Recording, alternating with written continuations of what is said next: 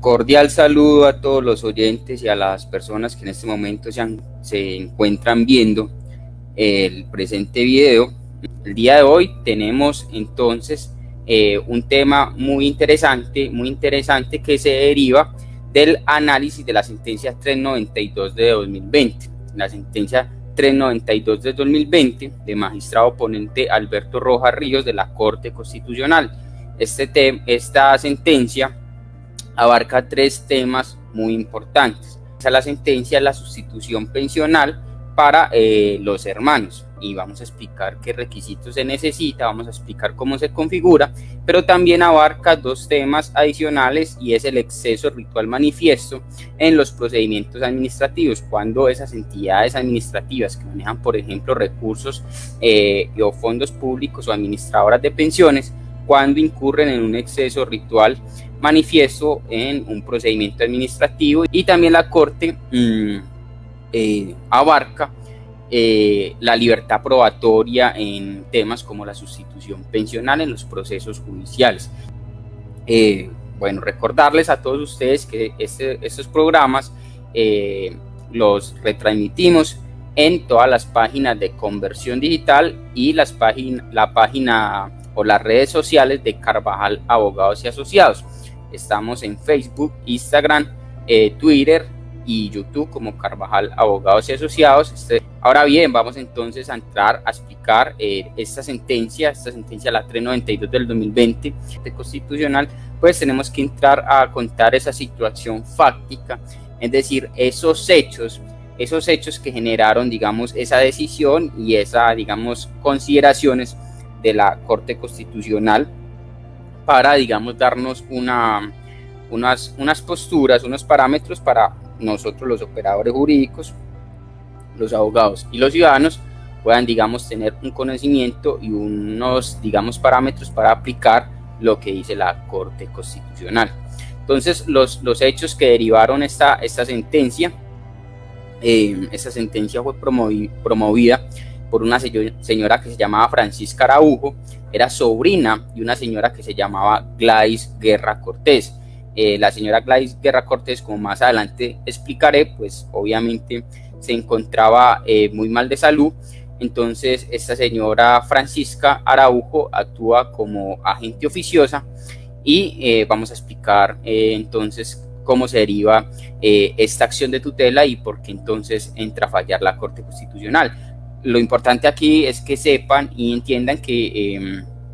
cuando una persona se encuentra imposibilitada de, digamos, de actuar en ciertas circunstancias y se logra acreditar que le es imposible actuar, pues existe una figura que se llama la agencia oficiosa, es decir, que otra persona actúe por esa persona que no puede actuar, obviamente demostrando que la otra persona verdaderamente no podía ejercer dichas actuaciones. Entonces Francisca, como sobrina de Gladys, mediante agente oficioso interpone una acción de tutela y la contraparte es la unidad de gestión pensional y parafiscal. Los hechos que derivan esta sentencia es que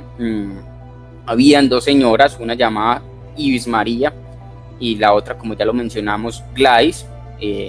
eran hermanas. Ibis María y Gladys eran hermanas. En el año 2006 la OGPP le reconoce la pensión de vejez a una de estas dos hermanas, es decir, a la señora Ibis María. Ibis María y Gladys, siendo hermanas, vivían bajo el mismo techo, es decir, compartían su casa, y Gladys, la hermana de Ibis, la que era pensionada, Ibis era pensionada, Gladys dependía económicamente de Ibis, entonces Gladys dependía económicamente de Ibis.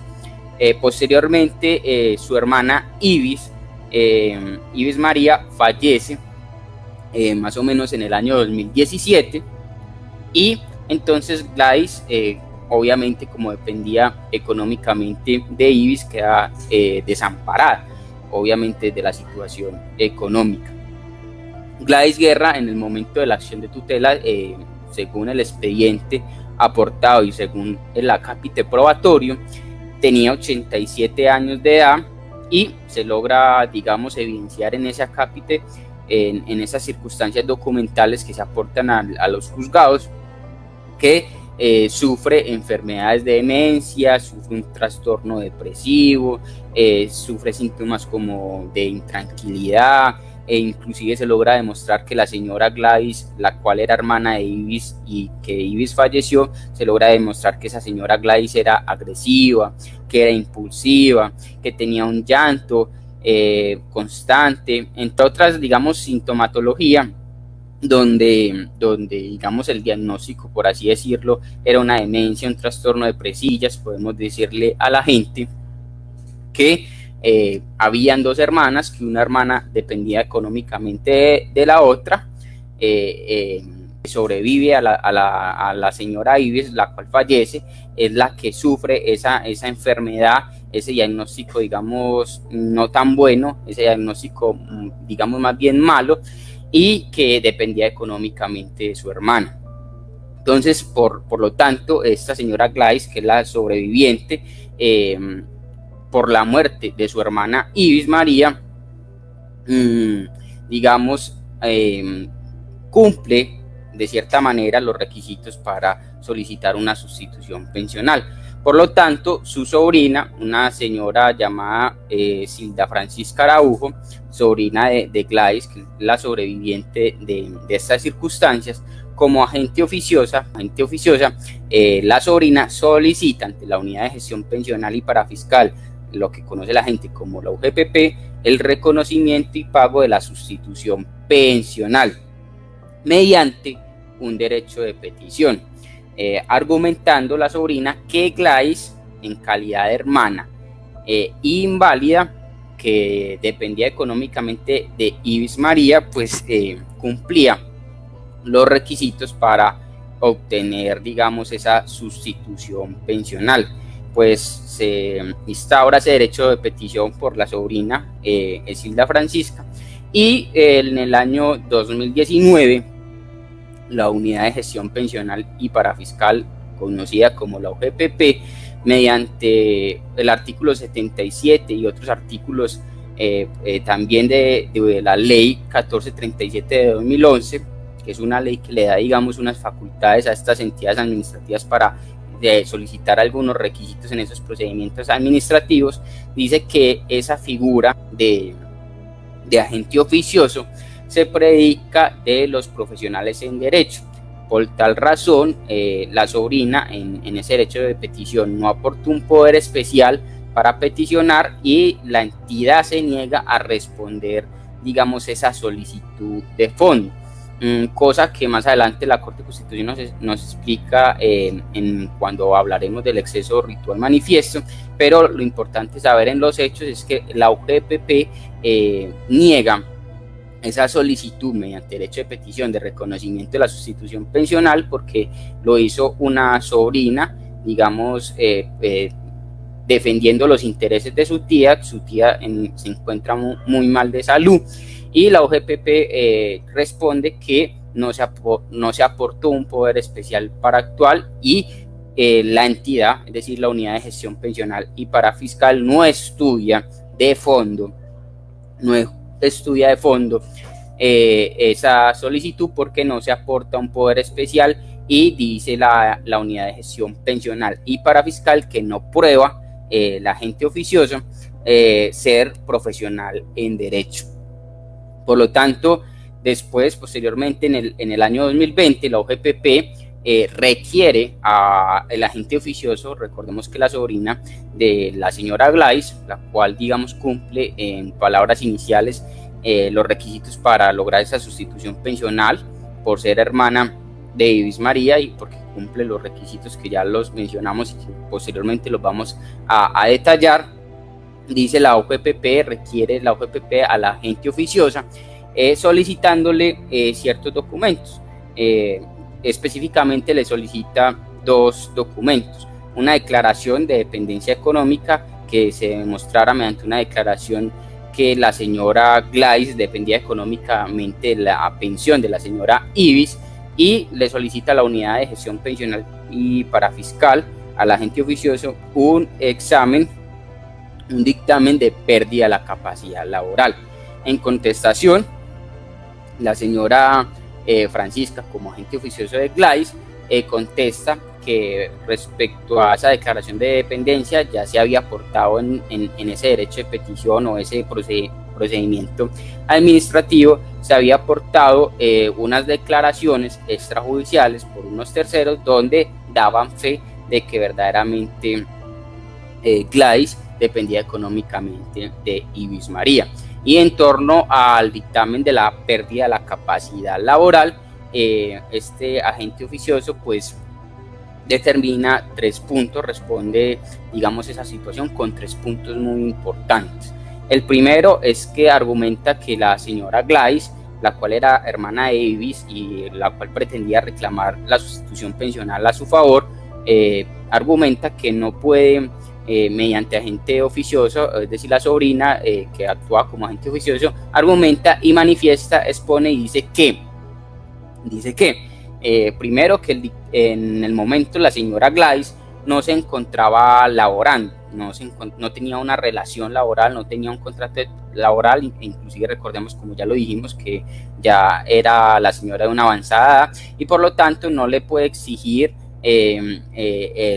la realización de ese examen a las entidades correspondientes porque no se encontraba laborando. Además, decía la agente oficiosa que acudir de manera particular a un dictamen de la pérdida de la capacidad laboral implica un costo económico alto que no podía asumir la señora Gladys. Y por último, como tercer punto, argumenta el agente oficioso que para determinar la invalidez era suficiente la historia clínica que se había aportado, es decir, que mediante el derecho de petición que ya mencionamos, manifiesta el agente oficioso que ya había aportado una historia clínica y que con eso era suficiente. Por lo tanto, posterior a ese requerimiento, la UGPP determina y niega el reconocimiento del derecho a la sustitución pensional por fallecimiento de Ibis María a favor de la señora Gladys, que era su hermana, que se encuentra muy mal de salud, se encontraba muy mal de salud y que se dependía económicamente de la señora Ibis, razón por la cual esta agente oficioso no aporta el dictamen de la pérdida de la capacidad laboral y entonces la OGPP niega, digamos, dicha circunstancia. Por lo tanto, esta señora Silda Francisca Araujo, que era agente oficiosa de Gladys, y Gladys, que era hermana de Ibis María, pues no conforme con la decisión de la OGPP, no conforme con la argumenta que obviamente se vulneraron los derechos, por ejemplo, a la seguridad social, a un debido proceso, entre otras cosas, y teniendo en cuenta que la señora Gladys, la cual era su tía, pues ya se encontraba en una avanzada edad y también argumenta que era, digamos, un sujeto de especial protección por el Estado colombiano. Entonces, obviamente, por su avanzada edad, por la ausencia de recursos económicos, inclusive el estado de incapacidad cognitiva, porque como ya lo explicamos anteriormente, la señora Gladys sufría unos trastornos muy graves mentales, como intranquilidad, agresividad, entre otras circunstancias, demencia. Argumenta que la UGPP le vulneró ese derecho a la sustitución pensional y hace reclamo mediante derechos de petición porque la unidad de gestión pensional le rechaza la solicitud que había realizado porque no aportó un poder especial para actuar y entonces por lo tanto niega el reconocimiento de la sustitución pensional. Entonces esa acción de tutela se realiza, se solicita obviamente la seguridad social, la sustitución pensional a favor de la señora Gladys, obviamente que se protegiera su vida en condiciones dignas, que su mínimo vital se protegiera, que el debido proceso se protegiera y que se protegiera el derecho de petición, porque obviamente el derecho de petición debe ser contestado en debida forma y con, digamos, los requisitos que manifiesta la ley. La OGPP contesta esa acción de tutela y argumenta nuevamente la unidad de gestión pensional y parafiscal que sí se debía cumplir con los documentos exigidos por la OGPP. Recordemos que era poder especial, digamos, para actuar, porque este agente oficioso no aporta un poder especial para actuar. Además, argumenta que la acción de tutela era una pretensión meramente económica y manifiesta la unidad de gestión pensional que existe un mecanismo idóneo para garantizar, digamos, este tipo de procedimientos, que sería ante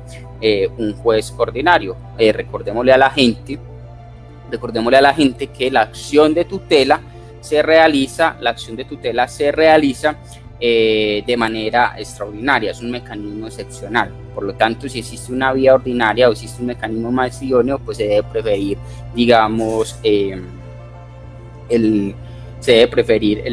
mecanismo idóneo, o el mecanismo, digamos, lo principal, por así decirlo, en palabras sencillas, e informarles. Entonces, ahí está la recomendación. Cada vez que ustedes, digamos, requieran de un pleito, digamos, judicial, requieran de la protección de un juez de la República y una instancia judicial, lo más recomendable es que se asesoren bien de su abogado, porque lo importante que tenga experiencia en el tema, porque las acciones de tutela deben, digamos, realizarse muy bien, debido a que es un mecanismo excepcional, y por lo tanto puede que si una tutela se realiza de una manera no conforme a la ley, o de una manera, digamos, no tan legalista, porque tiene un test de procedencia, puede pasar que quede desamparado ese sujeto, o usted quede desamparado, digamos, de sus intereses. Entonces lo más recomendable es que se busque un abogado experto en el tema, y obviamente que se sepa bien el test de procedencia para que le ayude con su caso. Recordemos que este programa solamente tiene fines educativos, entonces aquí no constituye una asesoría jurídica. Circunstancias particulares de las personas, lo más recomendable es que busquen la asesoría del abogado. También ponemos a disposición el número 310-442-3633 por si de pronto necesitan, digamos, profundizar alguna circunstancia que los agobie. Volviendo, digamos, entonces ya a la situación planteada, esa acción de tutela inicialmente fue resuelta por 2 jueces de la República, obviamente cada uno en su instancia. En primera instancia le tocó el reparto a un juzgado administrativo oral del circuito de Bogotá, que es el juzgado 44, y ese juzgado inicialmente niega la protección de los derechos de la señora Gladys, considerando varios aspectos, entre los cuales, digamos, traigo a relación 3 conceptos muy importantes. El primero, manifiesta este juzgado que las exigencias realizadas por la entidad accionada, es decir, por la OGPP, al solicitar poder para actuar, digamos, eran razonables, y según el juzgado de primera instancia, tenía que aportarse o probarse la calidad por la cual actuaba este agente oficioso. Además, argumenta que no se vulnera el derecho a la seguridad social, según el planteamiento del fallo de primera instancia, manifesta el juzgado que todavía no se había, digamos, resuelto de manera definitiva la titularidad de ese derecho. Es decir, argumenta el juzgado que se expidió simplemente un acto de trámite. Esa fue la postura del juez de primera instancia. Obviamente, cuando uno como interesado, o uno como parte procesal de cierta acción, judicial, de cierto litigio eventual, pues obviamente la ley le da unos, digamos, mecanismos cuando uno no está de acuerdo con alguna decisión. Entonces, por lo tanto, el agente oficioso, es decir, la sobrina de la señora Gladys, hermana de Ibis, obviamente impugna para que un juez de segunda instancia le revise el caso, le revise ese expediente y proceda a realizar un nuevo pronunciamiento. Pues mala fortuna tuvo la agente oficiosa, que a pesar de su impugnación, este proceso se le reparte al Tribunal Administrativo de Cundinamarca, y el tribunal declara la improcedencia de la tutela. Las acciones de tutela, repito nuevamente, disculpen el informalismo, las acciones de tutela son muy técnicas, son acciones que hay que saberlas hacer, porque si no pueden fallar en contra de la persona que persigue sus intereses por no saber realizar esa acción de tutela conforme a los requisitos del test de procedencia que existe de las acciones de tutela. Bueno, entonces, en manera resumida, tenemos que decir, para hacer, digamos, una síntesis del caso, que existían dos hermanas, que una, digamos, se consideraba inválida por situaciones de su historia clínica, que esa hermana que, digamos, sobrevivió a la otra, dependía económicamente de la hermana fallecida, y que mediante su sobrina, como agente oficiosa, hizo un procedimiento administrativo ante la Unidad de Gestión Pensional y Parafiscal UGPP para que le reconocieran la sustitución pensional, es decir, para que le reconocieran la sustitución pensional a favor de la hermana que sobrevivió por la muerte de su hermana ya pensionada fallecida. En palabras sencillas, eso es un resumen del caso. ¿Qué sucede? Que obviamente existe, digamos, una esperanza después de las dos instancias, y es la instancia de revisión. La Corte Constitucional puede coger ciertos casos y revisarlos y tomar una decisión de fondo. Recordemos que la Corte Constitucional es esa instancia o ese órgano que protege los derechos fundamentales de las personas,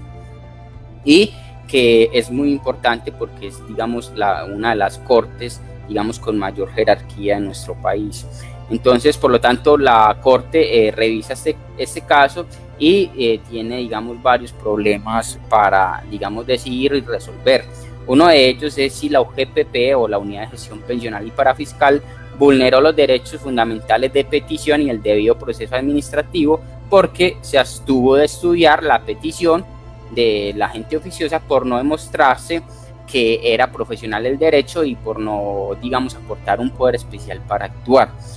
Ese problema lo tiene que entrar a resolver la Corte, que ya vamos a explicar cuál fue su postura. El segundo problema que la Corte debía, digamos, determinar y resolver es determinar si la UGPP vulneró los derechos fundamentales a la seguridad social, al mínimo vital, a la vida digna de la señora Gladys por el fallecimiento de su hermana Ibis, al negar obviamente la sustitución pensional bajo el argumento de que tampoco se presentó un dictamen de la pérdida de la capacidad laboral, sino que simplemente se presentó, como ya lo hemos mencionado, la historia clínica de la señora Gladys. Entonces, para resolver estos dos problemas planteados, pues la sala o la Corte Constitucional tiene, digamos, que entrar a determinar 6 puntos muy importantes, y desarrollar estos 6 puntos para determinar si le asiste el derecho a la señora Gladys o no. Los 6 puntos: primero es la protección internacional y nacional que han tenido las personas con discapacidad mental. El segundo es la capacidad legal de las personas con discapacidad mental mayores de edad. El tercer punto que debía determinar la sala, o que explica la sala, es los derechos de las personas con tercera edad en situación de discapacidad. Cuarto es la distinción entre pensión de sobrevivientes y la sustitución pensional, que inclusive ya lo he mencionado en varios de nuestros videos. Ustedes pueden entrar al canal de YouTube Carvajal Abogados y Asociados y ya pueden encontrar varios videos sobre el tema pensional. Ya hemos explicado mucho qué es la diferencia de la sustitución pensional y la pensión de sobrevivientes. El quinto punto es el exceso ritual manifiesto en los procedimientos administrativos. Explica cuándo se configuran un exceso ritual manifiesto en los procedimientos administrativos. Y sexto, la libertad probatoria en materia pensional. Entonces, debe acoger estos 6 puntos para determinar, digamos, exponerlos, enunciarlos, resolverlos, para determinar si a la señora Gladys le asiste el derecho a esa sustitución pensional o no. Conforme a los puntos, pues vamos a entrar a desarrollarlos uno por uno. Obviamente, de manera simple y sencilla, obviamente, pues profundizar toda la sentencia o toda la postura de la Corte Constitucional es imposible. Ya el que quiera, digamos, profundizar más, se le invita a leerse de manera completa la sentencia que estamos abarcando, que es la sentencia T392 de 2020 de la Corte Constitucional, la cual toca 3 puntos muy importantes: la sustitución pensional a favor de los hermanos en situación de discapacidad, el exceso ritual manifiesto y la libertad probatoria. Entonces, retomando los puntos que debía estudiar la Corte, el primero de ellos es la protección internacional y nacional de las personas con una discapacidad mental. Pues obviamente la Corte, digamos, estudia todos los tratados, todos los convenios internacionales que se han venido desarrollando en esta materia de las personas de la tercera edad y de las personas con situación de discapacidad mental, y obviamente llega a la conclusión de manera sencilla, recuerden que no vamos a profundizar mucho, de que todas las personas con discapacidad, según la Corte, deben gozar de todos los derechos humanos y libertades fundamentales en igual de condiciones a una persona sin situación de discapacidad. El segundo punto que debía estudiar la Corte era la capacidad legal de las personas con discapacidad mental mayores de edad. Obviamente la Corte, en palabras sencillas, no vamos a entrar a desarrollar mucho este tema, porque es un tema que nos saca del derecho a la seguridad social, es un tema mucho más del derecho civil o otro tipo de derecho de familia también es posible, que es la situación de capacidad jurídica versus capacidad mental. Obviamente la capacidad jurídica, expliquémoslo de una manera sencilla, es la actitud, por así decirlo, a favor de un sujeto para ser titular de derechos y de esta manera poder ejercerlos. Entonces se entiende que digamos inicialmente que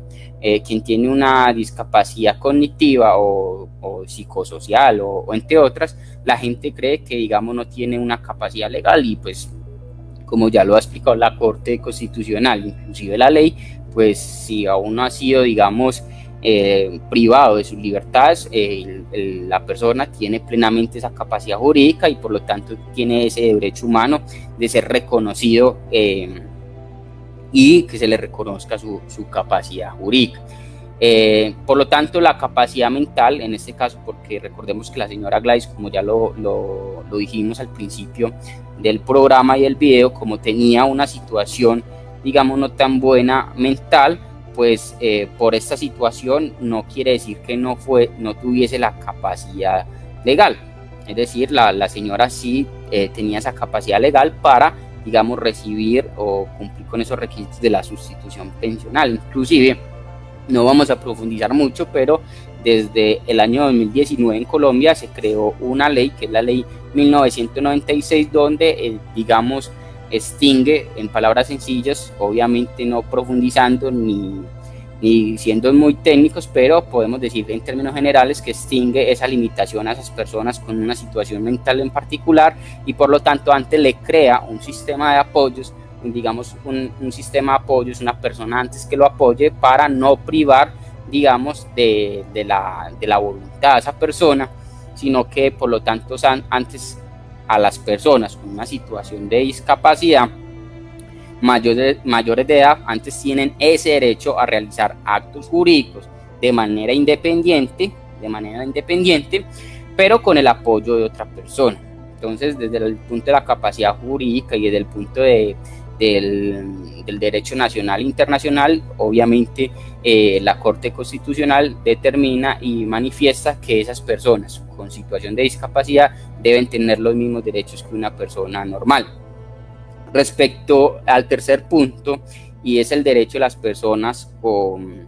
una edad avanzada, es decir, personas de la tercera edad en situación de discapacidad, pues ante la Corte dice que este tipo de sujetos, desde la Constitución política, muy particularmente desde el artículo 46 de la Constitución política, pues digamos que el Estado, la familia y la sociedad, por así decirlo, deben tener un deber, una obligación. Pues ahí la palabra es muy técnica, cada uno determinará si es un deber o una obligación, pero manifiesta ese artículo que el Estado, la familia y la sociedad concurrirán para la protección y asistencia de las personas de la tercera edad y promoverán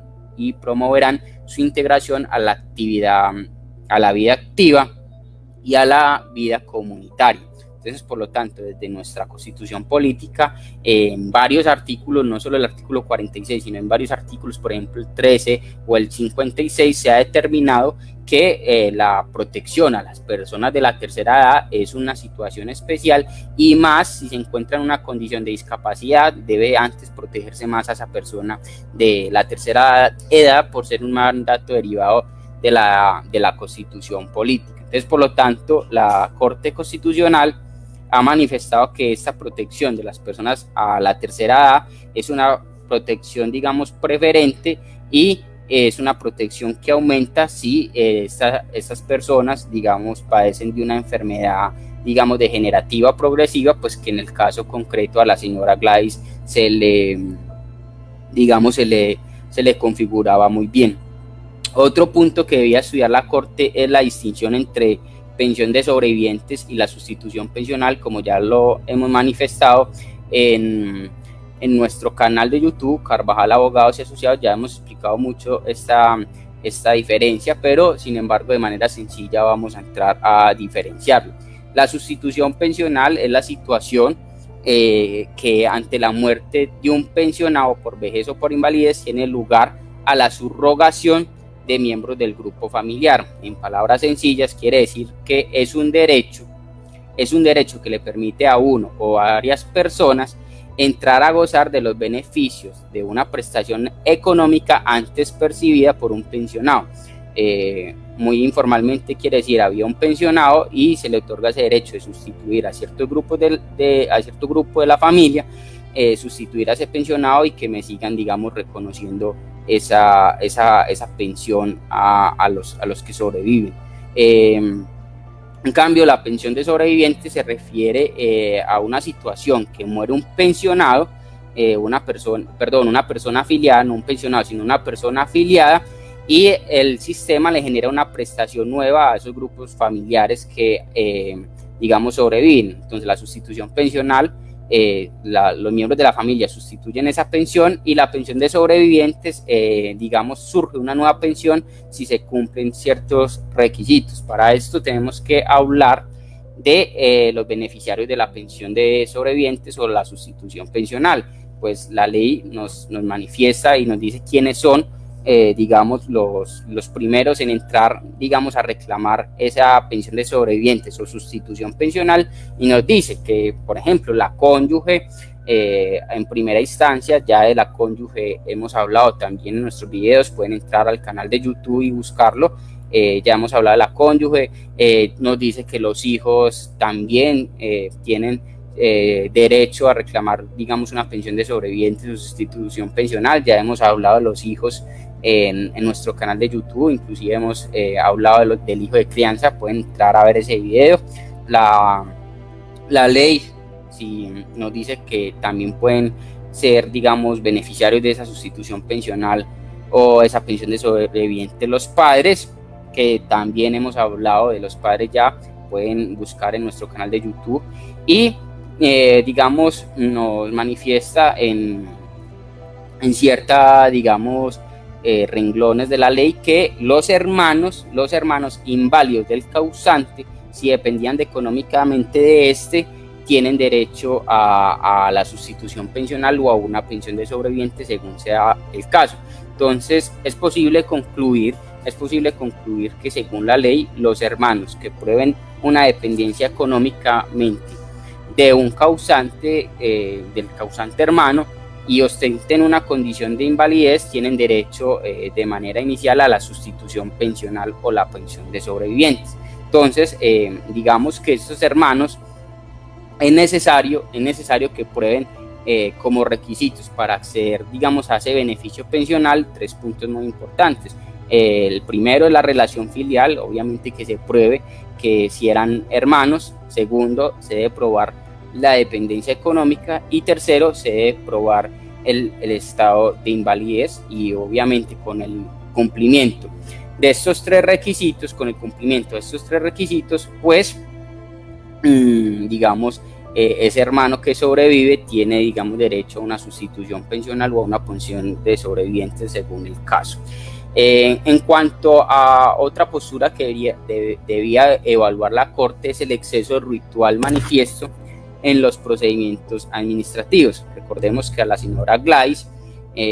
digamos a su sobrina como agente oficiosa, le niegan el derecho de petición, digamos le niegan el estudio de resolver de fondo si la señora Gladys tenía o no derecho a la sustitución pensional, porque en el derecho de petición la sobrina, que actúa como agente oficiosa, no aporta un poder para actuar y no aporta el dictamen de la pérdida de la capacidad laboral. Entonces la Corte va a determinar, o en esta sentencia, que es la sentencia 392 del 2020, estudia lo referente al exceso ritual manifiesto y dictamina su postura. ¿Qué nos dice la Corte? La Corte Constitucional evalúa obviamente, digamos, los parámetros que ya ha desarrollado mediante la jurisprudencia y mediante, digamos, la legalidad y derechos constitucionales, y argumenta de la Corte Constitucional en primera medida que las actuaciones administrativas debe imperar el principio de prevalencia del derecho sustancial sobre el procedimental, explicando obviamente que no siempre, pero explicando cómo y cuándo debe tener prevalencia el derecho sustancial sobre el procedimental, que ya lo vamos a entrar, digamos, a enunciar. La Corte Constitucional desde el año 2015 se ha venido manifestando en diferentes sentencias y ha expresado en estas situaciones de exceso ritual manifiesto que existen dos tipos de defectos procedimentales. Existe un defecto procedimental absoluto que se configura cuando una entidad administrativa desconoce las formas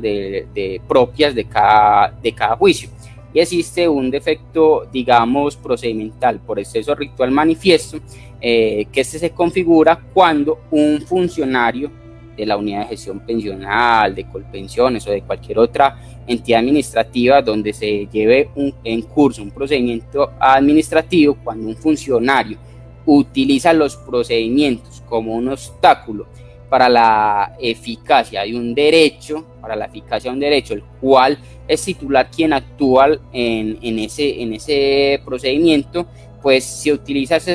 esos procedimientos de manera innecesaria, de manera, digamos, rigurosa, sin observar las circunstancias particulares del caso, pues puede entrar en un exceso ritual manifiesto y, digamos, vulnerar inclusive el debido proceso y el derecho de petición, digamos, del interesado. La Corte, entonces, la Corte manifiesta y explica que un funcionario de una unidad de la unidad de gestión pensional y parafiscal UGPP o de Colpensiones o cualquier entidad que desarrolle un procedimiento administrativo, un funcionario incurre en un proceso o en un defecto de procedimiento por exceso ritual manifiesto cuando en 3 ocasiones dice la Corte que estos funcionarios incurren en este exceso en 3 ocasiones. El primero es cuando no tiene presente que el derecho procesal es un medio para la realización efectiva de los derechos, es simplemente un medio, pero eso no quiere decir que, digamos, esos requisitos procedimentales sean un obstáculo para, digamos, estudiar la situación de fondo. Segundo, cuando este funcionario renuncia conscientemente a la verdad jurídica objetiva pese a los hechos probados en el caso, es decir, que pese a los formalismos, la verdad objetiva y la verdad jurídica objetiva y las circunstancias probadas por los medios probatorios, digamos, dan fe de esa verdad, y aún así, digamos, esta entidad administrativa, este funcionario, pues, digamos, se niega al estudio de dicha circunstancia. O tercero, cuando una entidad administrativa, digamos, tiene una aplicación rigurosa en exceso del proceso.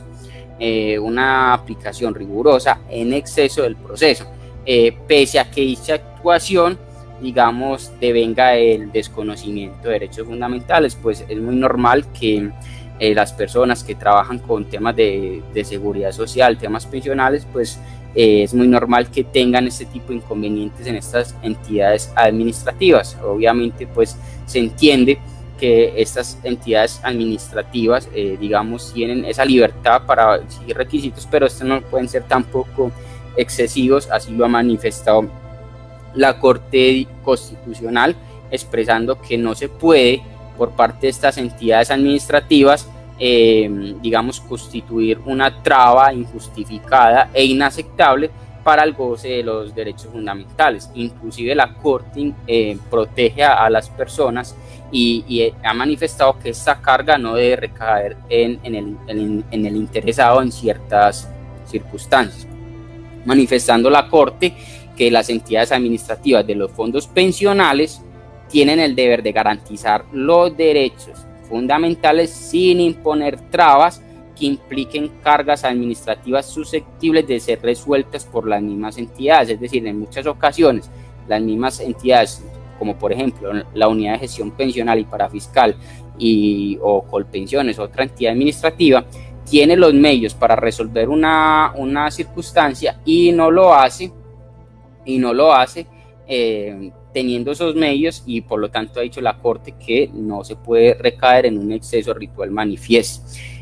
Por último, uno de los puntos que debía resolver la Corte es la libertad probatoria en materia pensional, pues desde desde la regulación del procedimiento en materia laboral y pensional existe una libertad probatoria para, digamos, probar los hechos y las circunstancias de manera libre con cualquier medio probatorio, si obviamente la ley no exige, digamos, un medio por el cual se deba probar. Inicialmente hay que decir que se permite la libertad de prueba. Entonces, cuando la Corte, digamos, determina que para acceder a una pensión de sobrevivientes, una sustitución pensional, sí manifiesta que los hermanos deben, digamos,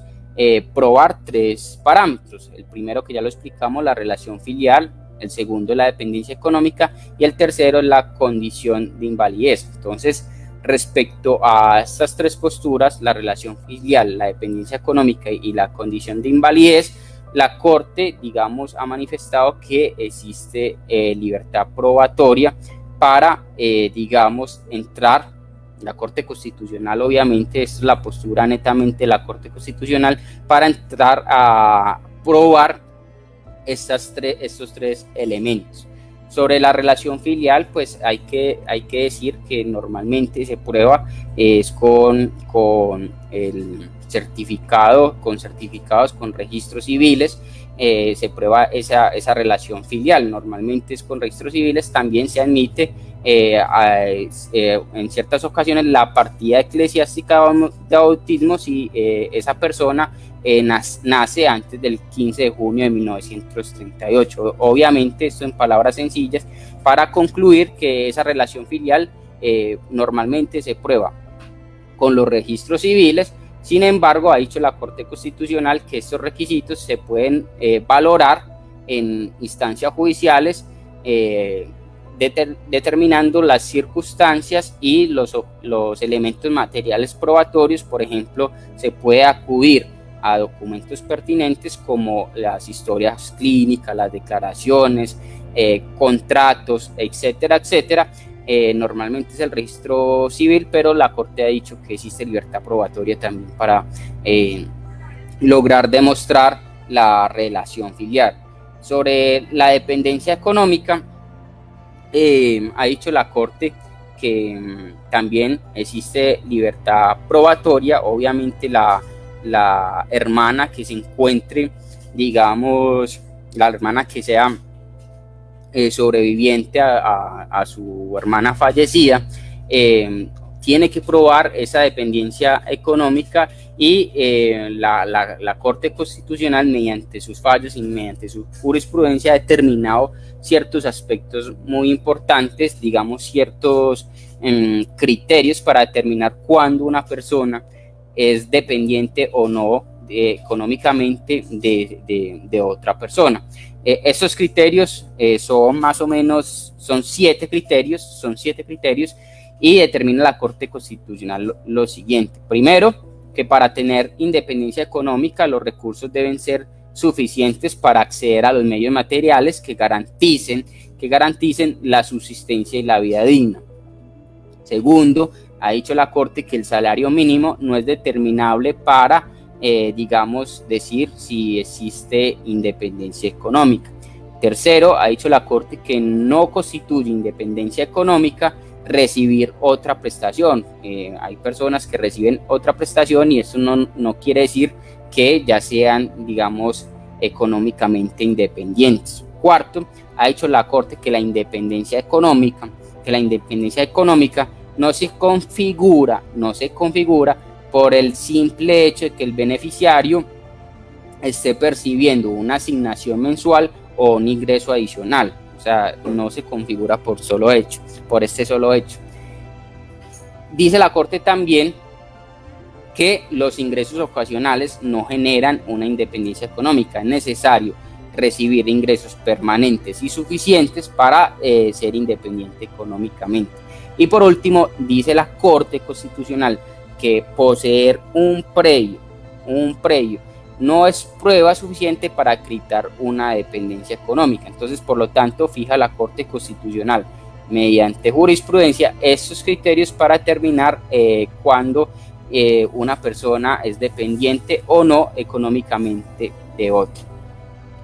Por último, se estudia la condición de discapacidad. Recordemos que para que una sustitución pensional o una pensión de sobreviviente se le reconozca a un hermano sobreviviente, debe probar la relación filial, la dependencia económica y su situación de invalidez, que ha determinado la ley y que ha determinado la Corte. Pues la ley normalmente nos manifiesta que una persona, cuando nos determina cuándo existe una invalidez. El artículo 38 de la ley 100 de 1993 nos dice que una persona se considera inválida cuando